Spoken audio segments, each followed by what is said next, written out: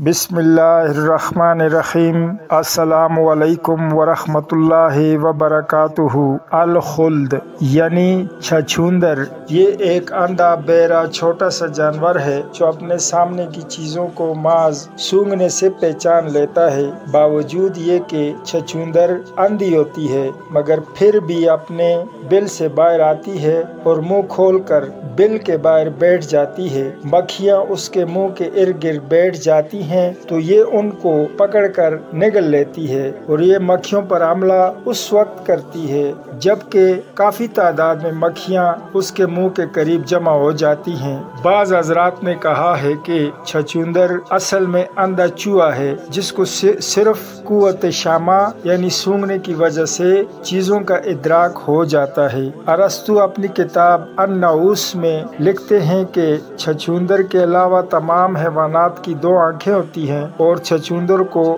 اندھا اس لیے پیدا کیا گیا ہے کہ یہ زمین کے اندر رہنے والا جانور ہے اور اللہ تعالیٰ نے زمین کو اس کے لیے ایسا بنا دیا ہے جیسا کہ مچھلی کے لیے پانی، اور اس کی غذا اس کو زمین کے اندر ہی مہیا کر دی گئی ہے۔ آنکھوں کے بدلے میں اللہ تعالیٰ نے اسے سننے اور سونگھنے کی قوت بہت زیادہ دی ہے اور یہ دوری سے خفیف سی آواز کو بھی سن لیتی ہے اور فوراً بھاگ کر زمین کے اندر گھس جاتی ہے، اور اس کو پکڑنے کی ترکیب یہ ہے کہ اس کے سوراخ کے باہر کچھ جوہیں رکھ دی جائیں، یہ ان کی بو پا کر ان کو کھانے کے لیے باہر نکل آئے گی۔ چھچھوندر کی قوت سامع دوسرے جانوروں کے قوت بصر کے برابر ہے، یعنی دوسرے جانور جتنی دور تک دیکھ سکتے ہیں چھچھوندر اتنی دور کی آواز سن سکتی ہے۔ چھچھوندر کو اچھی خوشبوؤں سے نفرت ہے اور بدبودار چیزوں سے رغبت ہے، چنانچہ وہ خوشبودار چیزوں سے بھاگتی ہے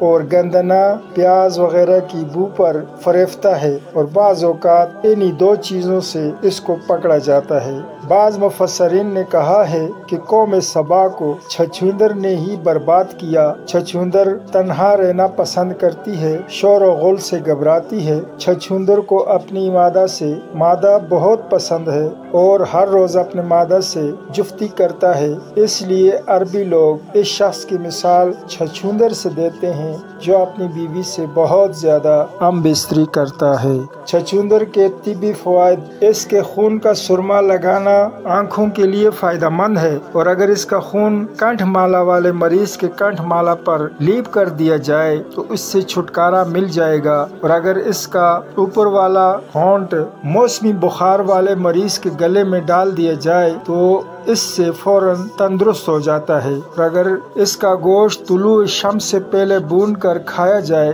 تو کھانے والا ہر چیز کو جان لے گا، اور اگر اس کے گوشت کو گلاب کے تیل کے ساتھ ملا کر کسی شیشی میں رکھا جائے تو یہ تیل دانت، کھجلی اور ہر جلد کی بیماری کے لیے مفید ہوگا۔ وہ مٹی جو چھچھوندر اپنے بل سے نکالتا ہے، اگر اس مٹی کو پانی میں ملا کر نکرس پر ملا جائے تو نکرس جلدی ٹھیک ہو جاتی ہے۔ حکیم ارسطو نے لکھا ہے کہ اگر چھچھوندر کو 3 رطل پانی میں ڈبو دیا جائے اور ایک رطل تقریباً 400 گرام ہوتا ہے، پھر کوئی انسان اس کو پی لے تو اگر اس پینے والے سے کسی بھی چیز کے متعلق کوئی بات پوچھی جائے تو یہ شخص 38 دن تک بطور اذیان یعنی پاگلوں کی طرح وہ باتیں بتاتا رہے گا۔ یحییٰ بن زکریا نے کہا ہے کہ اگر چھچھوندر کو 3 رطل پانی میں ڈبو کر چھوڑ دیا جائے یہاں تک کہ وہ پھول کر اس پانی میں پھٹ جائے، پھر اس کو پانی سے نکال کر اس کی ہڈیوں کو پھینک دیا جائے اور اس پانی کو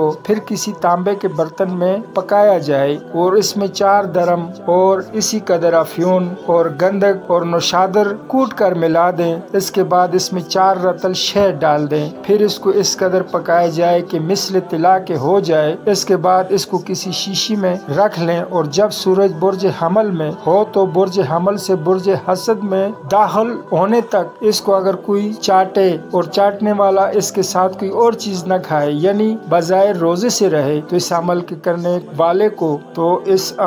کرنے والے کو غیبی ہر طرح کی مخلوق نظر آئے گی اور بہت سے غیبی علوم اس پر کھلیں گے۔ چھچھوندر کی خواب میں تعبیر: چھچھوندر کو خواب میں دیکھنے کی تعبیر اندھے پن، حیرانی اور پریشانی، پوشیدگی اور راستہ کی تنگی سے دیتے رہتے ہیں، اور کبھی کان کے مریض کے خواب میں چھچھوندر آنے سے اس کی قوت سماعت کی زیادتی پر دلالت کرتا ہے۔ چھچھوندر کو بھاگتے ہوئے دیکھنا قرض سے نجات کی نشانی ہے، اور اپنی طرف آتے ہوئے دیکھنا پریشانی کا باعث ہے۔